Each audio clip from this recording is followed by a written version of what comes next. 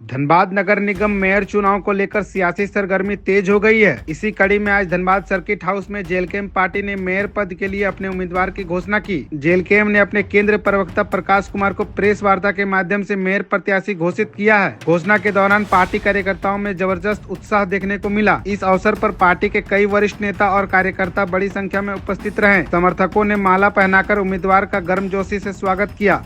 ये प्रेस वार्ता में आए सभी पत्रकार बंधुओं को सबसे पहले जोहार रहेगा जेएलकेएम की ओर से। हमारे साथ इस प्रेस वार्ता में हमारे जिला अध्यक्ष शक्तिनाथ महतो जी हैं, हमारे बगमारा के प्रत्याशी दीपक रवानी जी हैं, युवा मोर्चा के केंद्रीय अध्यक्ष कुश महतो जी हैं, केंद्रीय प्रवक्ता प्रकाश महतो जी हैं, केंद्रीय प्रवक्ता जयदेव जी हैं, सलाउद्दीन जी हैं। और इस प्रेस वार्ता को बुलाने के लिए पीछे सबसे महत्वपूर्ण ये है कि अभी फ़िलहाल हमारे सामने नगर निगम चुनाव है और नगर निगम चुनाव को लेकर पार्टी के जितने भी धनबाद जिला में हमारे जितने पदाधिकारी हैं, जितने कार्यकर्ता हैं, सबका ये मानना था कि चूँकि ये दलीय आधार चुनाव नहीं है, पर एक समर्थित उम्मीदवार जेएलकेएम की ओर से भी रहना चाहिए। उसी के कारण आज हम लोग ये प्रेस वार्ता रखे हैं कि हमारा एक समर्थित उम्मीदवार रहेगा जेएलकेएम की ओर से।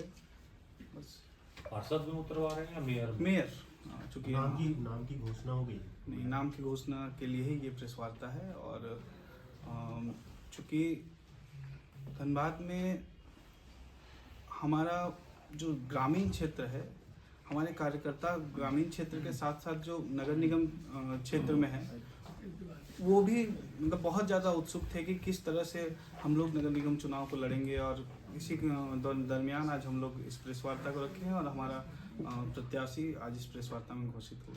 कौन है? हमारे पार्टी की ओर से हमारे समर्थित उम्मीदवार रहेंगे प्रकाश महतो जी और प्रकाश कुमार जी। चूँकि अब जेएलकेएम में एक विजनरी लीडरशिप के लिए, आप लोग सब जानते हैं, जेएलकेएम पूरे झारखंड में एक विजनरी लीडरशिप के लिए जाना जाता है और उसी को आगे बढ़ाते हुए हम लोग प्रकाश कुमार जी के नाम को समर्थित उम्मीदवार के रूप में पेश कर रहे हैं। प्रकाश जी के प्रोफाइल के बारे में कुछ बताएं, वो पहले से किस रूप में काम कर रहे हैं, समाज सेवा क्या है उनका? प्रकाश जी फिलहाल अगर देखा जाए तो पार्टी में हमारे वो केंद्रीय प्रवक्ता ही हैं, लेकिन इसके अलावा अगर उनके प्रोफाइल को देखा जाए तो ये नगर निगम क्षेत्र के लिए काफ़ी सूटेबल है, चूँकि ये अर्बन डेवलपमेंट में बाहर काम किए हुए हैं। और जो एजुकेशनल क्वालिफिकेशन को देखा जाए तो NITN है, उसके बाद दूसरे देशों में भी इन्होंने काम किया है। और इनका फोकस जो है, अभी तक जो इनका काम था वो नगर निगम क्षेत्र के विकास को लेकर ही उन्होंने काम किया है। तो पार्टी ने उसी को देखते हुए इनके नाम को हम लोग आगे किए। धनबाद वासियों को कैसे लाभ मिल पाएगा अगर ये बतौर मेयर चुने जाते हैं तो? देखिए, अभी तक जो धनबाद के वर्तमान में चाहे जो भी जनप्रतिनिधि हैं, सबका विजनलेस दिखता है। हमारी ओर से अगर देखा जाए तो विजनलेस पॉलिटिक्स जो है वो दिखता है। तो हमें लगता है एजुकेटेड लोग अगर आएंगे इस क्षेत्र में, एजुकेटेड लोग अगर आएंगे शहर के विकास में अपना योगदान देने के लिए, तो निश्चित तौर पर आने वाले समय में धनबाद वासियों को इसका लाभ पहुंचेगा। शहर में जेएलकेएम उतना नहीं भी दिखता है, पकड़ है तो कैसे? अब देखिए, ये जो है धारणा, आज से अगर हम 1 से 1.5 साल पहले अगर कहें तो ये धारणा थी, पर शहर में आज कोई भी समस्या अगर शहर में होता है ना, शहर के किसी भी अस्पताल में अब चले जाइए, शहर के किसी भी ऑफिस में चले जाइए, जेएलकेएम के द्वारा जितनी समस्याओं का निदान होता है, हमें नहीं लगता किसी और पार्टी के द्वारा होता है। तो जेएलकेएम अब 1 साल पहले आप कह सकते हैं शहर में कमज़ोर थी, पर अभी फिलहाल देखा जाए तो जेएलकेएम ही एकमात्र पार्टी है जो शहर में एक्टिव है। क्या जेएलकेएम मेयर प्रत्याशी के साथ साथ वार्ड पार्षद प्रत्याशी भी उतारेंगे? अभी फिलहाल अगर देखा जाए तो इस पर चिंतन मंथन बन रहा है, पर अधिकतर उसमें अधिकांश चांसेस रहेगा कि हम लोग केवल मेयर पे ही फोकस करेंगे और केवल उन्हीं क्षेत्रों में जहां पर हमारे कार्यकर्ता डिमांड करेंगे कि हाँ, हमारे मेयर के प्रत्याशी क्योंकि ये दलीय आधार चुनाव नहीं है, तो ऐसा नहीं कि जेएलकेएम जितने नगर महानगर हैं जहाँ भी नगर निगम चुनाव हो रहा है तो वहाँ पर प्रत्याशी देगी। जहाँ पर हमारे कार्यकर्ता कहेंगे, हमारे कार्यकर्ताओं की तरफ से एक स्वर में जहाँ आवाज़ आएगा, वहाँ पर जेएलकेएम प्रत्याशी देगी। आपको समर्थन दे रही है मेयर चुनाव लड़ने के लिए और आप भी जिज्ञासा जाहिर किया लड़ने के लिए, तो किन मुद्दों को लेकर नगर निगम चुनाव में मेयर के पद पर आप चुनाव लड़ने जा रहे हैं? जैसे मुद्दे तो देखिए शहर के अंदर बहुत हैं। पहले तो मैं तमाम मीडिया बंधुओं को सबको धन्यवाद देता हूँ, आप लोगों ने समय निकाला, यहाँ आए और हम लोगों का जो ये प्रोग्राम था इसको आपने सक्सेसफुल बनाया। और पार्टी के सभी पदाधिकारियों को भी धन्यवाद कि उन्होंने एक आइडेंटिफाई किया कि हम लोग किस तरीके के कैंडिडेट को आगे बढ़ाना चाहिए। उसमें बहुत सारे फिल्ट्रेशन प्रोसेस पे लगे, और भी लोग थे जिन लोगों को लगा कि जो उम्मीदवार हो सकते हैं, उन लोगों में से फिर एक नाम निकल के आए जिसको फाइनली केंद्रीय अध्यक्ष जी ने ओके किया कि हाँ ठीक है, अब आप इन कैंडिडेट्स को डिक्लेयर कर सकते हैं। तो इसलिए जैसे सुशील जी ने पहले बताया कि ये दलीय आधारित चुनाव नहीं है, बट आप पार्टी एक प्रेजेंस बनाने के लिए और साथ ही साथ अपने सारे एजेंडा जो भी हमारे पार्टी जो काम करती रही है उसको धरातल पर उतारने के लिए अपनी प्रेजेंस बनानी ज़रूरी है। तो इसलिए मुझे अडॉप्ट सेलेक्ट किया गया। अब ये है कि जो यहाँ के मुद्दे हैं मेनली, अब हम लोग अलग अलग तरीके से सोचते हैं। जैसे हमारी पार्टी बहुत लोकतांत्रिक पार्टी है, हमारी संवैधानिक पार्टी है, तो इसमें हर किसी के आइडियाज़ को लिए जाते हैं। जैसे हमारे अगर एक विधायक है तो सिर्फ उसका आइडिया नहीं होता, ये पूरे पार्टी का आइडिया होता है। वैसे ही आज अगर मेयर इलेक्शन में मैं आया हूँ तो ये सिर्फ मेरे आइडियाज़ नहीं है, ये पूरे पार्टी के आइडियाज़ हैं जो आगे इम्प्लीमेंट होंगे। तो हम लोगों ने सोचना ऐसे शुरू किया कि आप जब सुबह उठते हैं और रात को सोते हैं, उसके बीच में सारी जो आपकी दिनचर्या है उसमें कहाँ कहाँ ऐसी चीज़ें अफेक्ट होती है जो नगर निगम जिस प्रॉब्लम को सॉल्व कर सकता है या जो एक मेयर उन प्रॉब्लम्स को सॉल्व कर सकता है। अब आप समझिए कि अगर आपको सुबह उठने के बाद पानी चाहिए तो क्या आपके घर पे नगर निगम की तरफ से कोई पाइपलाइन की सप्लाई है या नहीं है? अगर नहीं है तो वो इन्फॉर्मेशन नगर निगम ऑफिस तक पहुंचे और वहाँ पे पाइपलाइन की सुविधा हो। उसके बाद अगर आपको मॉर्निंग वॉक पे जाना है तो आपके घर के पास कोई पार्क है या नहीं है जहाँ आप मॉर्निंग वॉक जा सके, जहाँ फ्री एंट्री हो। तो अगर नहीं है तो पूरे 55 वार्ड में फिर मॉर्निंग वॉक के लिए एक प्रॉपर प्लेग्राउंड, एक वॉकवे इस तरह का बनाया जाएगा। उसके बाद जब आप निकलते हैं अपने ऑफिस के लिए जाते हैं तो क्या ट्रैफिक व्यवस्था वैसी है या नहीं है? अगर प्राइवेट कार से आप जा रहे हैं बहुत अच्छी बात है, आप सक्षम हैं। जो लोग सक्षम नहीं है उनके लिए आप ऑल्टरनेट पब्लिक ट्रांसपोर्ट मोड क्या दे पा रहे हैं ताकि वो अपने घर से ऑफिस जा सके? सिटी बस सुविधा बिल्कुल नहीं है। यहाँ पे हम लोग ऑटो और टोटो के भरोसे हैं, बट क्या वो वेदर कंडीशन के लिए सूटेड है? कोई भी एक छोटा बच्चा, कोई भी एक औरत, कोई भी एक बूढ़ा इंसान क्या इस ठंड में खुले ऑटो में जाना पसंद करेगा? बारिश के मौसम में क्या वो जाना पसंद करेगा? शायद ज़्यादातर जवाब आएगा नहीं। तो इसलिए हम लोग सिटी बस को फिर से इम्प्लीमेंट करेंगे और सस्टेनेबल मोड पे लेके चलेंगे, मे बी पीपीपी मोड पे भी लेके आए, जिससे कि हम लोग उसको लॉन्ग टाइम तक सर्वाइव करवा पाएँ। अब उसके बाद ट्रैफिक के बाद फिर हम लोग आते हैं कि अगर बिजली की समस्या यहाँ पे है, शायद वो नगर निगम के अंदर नहीं आता है, लेकिन जहाँ पे हमारी डेफिसिट हो रही है इलेक्ट्रिसिटी सप्लाई में, जैसे मेरे घर में तो हर दिन का प्रॉब्लम है सरायडेला में, सुबह करीब 8 बजे 9 साढ़े 9 बजे तक जो पीक टाइम होता है आपके यूज़ का, इलेक्ट्रिसिटी नहीं होता है, आप गीज़र यूज़ नहीं कर पाते हैं। तो हम लोग एक ऑल्टरनेट मोड और देखेंगे कि क्या हम लोग सोलर सिस्टम या सोलर इस तरह के हम लोग पैनल्स लगवा के या इस तरह का छोटा छोटा सोलर यूनिट्स लगवा के डिफरेंट वार्ड्स के अंदर, ताकि आप एम्प्लॉयमेंट भी जनरेट करें, न्यू बिजनेस को लेके आएँ और वहाँ से जो इलेक्ट्रिसिटी डेफिसिट है क्या हम लोग उसको फुलफिल कर पाएंगे। तो एक तरीके से नगर निगम के अंदर एंटरप्रेन्योरशिप का एक मॉडल डेवलप हो जाएगा कि हम लोग ये भी कर सकते हैं। बाकी फिर पर्सनल सेफ्टी, इन चीज़ों को लेकर जब आप सड़क पे आते हैं तो क्या स्ट्रीट लाइटें सब जगह है या नहीं है? जहाँ पे नहीं है उसका फीडबैक लिया जाएगा, उन एरियाज पे काम किया जाएगा कि आपके घर तक लास्ट माइल कनेक्टिविटी जिसको कहते हैं, आपके घर तक एक्सेस है या नहीं है। अगर वो नहीं है, वो फीडबैक लेने के बाद फिर उस पर काम किया जाएगा। तो हम लोगों ने एक हर इंडिविजुअल के लाइफ को पूरा स्कैन करके, हाँ, जहाँ पे नगर निगम या एक मेयर बदलाव ला सकता है, उन सारी चीज़ों को हमने प्रॉपर्ली डॉक्यूमेंट और ड्राफ्ट किया है जो हमारे प्लानिंग में है। अच्छा, एक बात बताइए, यहाँ पे कई दिग्गज जो है अपने उम्मीदवार कर रहे हैं, तो अपने आप को आप कहाँ देख रहे हैं? देखिए, ये एक ऐसा चुनाव है जहाँ पे मुझे लगता है, मैं आप लोगों के चैनल के माध्यम से सारे पब्लिक को, हर एक इंडिविजुअल को ये कहना चाहूँगा कि इन सारे दिग्गजों में से बहुत लोग हैं जो पहले चुनाव लड़ चुके हैं। तो उनके टेन्योर में अगर आपको लगता है कि बहुत अच्छा बदलाव आया है या आपको लगता है उनसे उम्मीद है, तो डेफिनेटली उनको वोट कीजिए।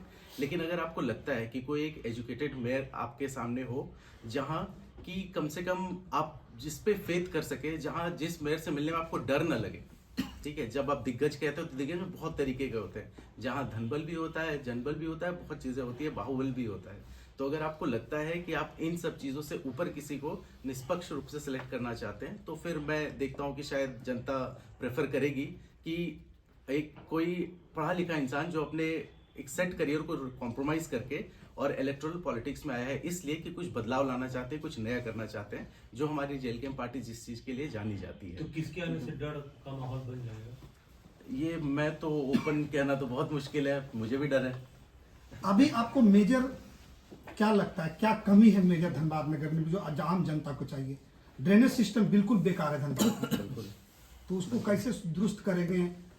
लोग आते हैं, कहते हैं, चले जाते हैं, फिर वही स्थिति जनता को झेलना पड़ता है। तो देखिए, ड्रेनेज सिस्टम का, जैसे मैं एक सिविल इंजीनियर बाय प्रोफेशन हूँ, टोटल 20 साल का मेरा वर्क एक्सपीरियंस है, और उस 20 साल में मेरा मास्टर्स डिग्री भी इंपीरियल कॉलेज लंदन से है। तो मैंने और करीब 26 देशों में मैं विजिट कर चुका हूँ, 3 देशों में मैंने काम किया है। तो मैं देखता हूँ कि दूसरे देशों में सिस्टम्स कैसे काम करती है।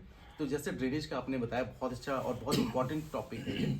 कुछ समय पहले, शायद लास्ट ईयर, हिंदुस्तान न्यूज़पेपर की तरफ से एक सिंपोजियम टाइप रखा गया था, जहाँ जनप्रतिनिधि भी थे, कुछ जनता के लोग भी थे, कि आखिर ये ड्रेनेज सिस्टम या स्पेसिफिकली दहिया में रानी बांध के आसपास जो फ्लडिंग हो जाती थी रोड पे, उसको सॉल्व कैसे करें। तो एक एग्जांपल मैंने दिया था जो मैंने किसी और कंट्री में देखा, जैसे हर कैटेगरी के रोड और हर कैटेगरी के ड्रेन का एक ओनरशिप होता है। जो वहाँ के एक्सप्रेसवेज हैं, नेशनल हाईवेज हैं, वो वहाँ की जो सेंट्रल अथॉरिटी है, प्राइम मिनिस्टर्स ऑफिस के अंदर आती है, उसका पूरा रख रखाव वो करते हैं। उसके बाद जो नेक्स्ट लेवल के रोड आते हैं, जो जिसको डिस्ट्रिक्ट रोड कहते हैं, उसका सारा देख रेख, मेंटेनेंस, उसका कंस्ट्रक्शन वहाँ की रोड डेवलपमेंट अथॉरिटी करती है। और उसके बाद जो सबसे छोटी जो सड़कें हैं या छोटी नालियाँ हैं, वो म्यूनिसिपल करती है। तो हर तरह के नालों का डेफिनेशन और ओनरशिप डिफाइंड है। यहाँ भी हमारे पास डिफाइंड है, लेकिन प्रॉब्लम कहाँ है कि हम लोग एक सिस्टमैटिक तरीके से इसको नहीं देखते हैं। अगर प्रॉब्लम रानी बांध में है तो वहाँ पे रोड का लेवल ऊपर कर दिया, पानी कहीं भी चला जाए उससे फर्क नहीं पड़ता है। बट जो हमारे माइंडसेट में, जो हम लोग करना चाहते हैं कि हम लोग एक पूरा स्टडी एरिया का, जो पूरे 55 वार्ड है, इसका एक मैपिंग करवाना चाहते हैं। आजकल मैपिंग के बहुत तरीके हैं, आप ड्रोन के थ्रू करवा सकते हैं, पूरे एरिया का एक 3D मॉडल बनवा सकते हैं। उस 3D मॉडल के अंदर आपको ये पता चलता है कि लो पॉइंट्स और हाई पॉइंट्स कहाँ कहाँ हैं। पानी हमेशा हाई पॉइंट से लो पॉइंट की तरफ ट्रैवल करता है। उस हाई पॉइंट से लो पॉइंट तक ट्रैवल करने के बीच में जितनी भी एरियाज आती हैं, नीलांचल कॉलोनी देखिए, एक बारिश में पूरा ग्राउंड फ्लोर डूब जाता है। तो उन एरियाज के प्रॉब्लम को सॉल्व करने के लिए क्या हमारे ड्रेनेज को फिर हम लोग आउटफॉल कहाँ बनाएंगे? हमारे पास पंपू तालाब है, हमारे पास रानी बांध है, हमारे पास आउटफॉल लोकेशंस हैं। उनको आइडेंटिफाई करके हाई पॉइंट से उन लो पॉइंट तक ले जाने के लिए जो ड्रेनेज की सुविधा चाहिए होगी, चाहे हमें कंक्रीट का ड्रेन बनाना पड़े, चाहे हमें जो आजकल डक्टाइल आयरन की पाइप्स बनानी पड़े, तो जो भी जरूरत पड़ेगी वो उस तरीके से उसका मैपिंग करके एक स्टडी करा के प्रॉपर एक कंसल्टेंसी कंपनी को लेके आया जाएगा, जो डीपीआर बनाएगी, कॉस्ट एस्टिमेट बनाएगी, फिर उसको कंस्ट्रक्शन स्टेज तक लाया जाएगा। समीकरण क्या रहने वाला है आप लोगों का? बातें तो अच्छी अच्छी कर रहे हैं, सुझाव भी अच्छी दे रहे हैं, पर चुनाव तो समीकरण से जीते जाते हैं। किन्हें कोर वोटर मानते हैं? ये कोर वोटर सारी पब्लिक है, ये त्रस्त सभी हैं, चाहे वो किसी भी समुदाय से हो, चाहे वो किसी भी अंग से हो। अब कोई कहता है, कोई कहता है मैं फॉरवर्ड कास्ट को लेके चल रहा हूँ, उनके वोटर्स को, कोई कहता है मैं ओबीसी वर्ग को लेके चल रहा हूँ, कोई कह रहा है मैं मुस्लिम वर्ग को लेके चल रहा हूँ। मुझे इससे कोई फर्क नहीं पड़ता। जब आप सड़क में फंसते हैं तो कोई फर्क नहीं पड़ता आप फॉरवर्ड है, आप बैकवर्ड है, आप मुस्लिम है, आप कौन से कम्युनिटी से आते हैं। जब आपके घर पे पानी घुस जाता है, कोई फर्क नहीं पड़ता आप कौन से कम्युनिटी से आते हैं। मैंने जितने भी प्रॉब्लम्स बताएं या जितने भी सोल्यूशन बताएं, ये हर किसी के लिए एप्लीकेबल है। चाहे आप सुबह मॉर्निंग वॉक पार्क में जाते हैं, कोई कम्युनिटी स्पेसिफिक आदमी नहीं जाता, वो हमारे जैसे लोग जाते हैं। जब आपके घर पे पानी घुसता है, पानी किसी कम्युनिटी को देख के उसके घर नहीं घुसता, फिर वो हर पब्लिक के लिए होता है। इसीलिए मैं बिल्कुल रिक्वेस्ट करूंगा कि अगर कोई मुझे मेरी कम्युनिटी देख के वोट करना चाहता है तो आप प्लीज मेरी योग्यता और मेरे विजन पे वोट करें, सिर्फ मेरी कम्युनिटी को देख के वोट ना करें। ये मेरा एक सवाल है, दलीय आधार पर चुनाव नहीं हो रहा है, लेकिन पर्दे के पीछे सभी पार्टियां अपने प्रत्याशी को उतार रहे हैं। जेलकम भी उतारी है, तो जेलकम के अलावा कौन सी ऐसी संस्था है या कोई सा सामाजिक संगठन है जो आपको इस चुनाव में अग्रसरित करेगी और सपोर्ट करेगी?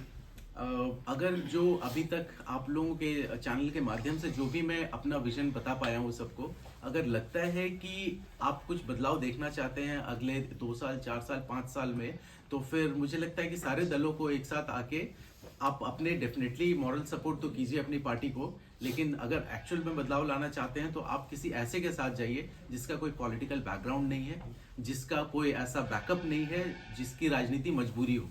राजनीति हमारे लिए एक सेवा है, हम सेवा करने के लिए आ रहे हैं। इसलिए मैं चाहूँगा सारे पार्टीज को आगे आके अगर ज़रूरत पड़े तो फिर किसी ऐसे कैंडिडेट के लिए वोट कीजिए जो एक्चुअल में बदलाव ला सके। Thank you.